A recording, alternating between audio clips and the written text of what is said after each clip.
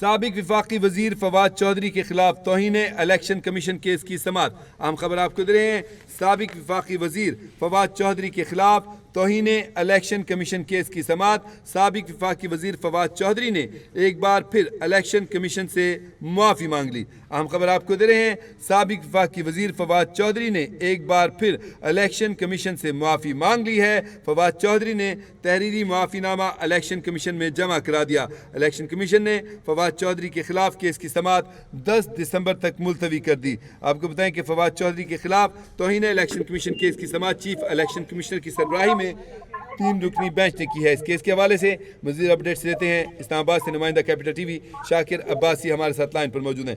جی عباسی صاحب، اپڈیٹ کیجیے گا۔ Election commission میں فواد چودھری کے خلاف توہین الیکشن کمیشن کیس کی سماعت ہوئی۔ فواد چودھری نے ایک بار پھر الیکشن کمیشن سے معافی مانگ لی۔ فواد چودھری نے تحریری معافی نامہ الیکشن کمیشن میں جمع کروا دیا ہے۔ کیس کی مزید سماعت 10 دسمبر تک ملتوی کر دی گئی ہے۔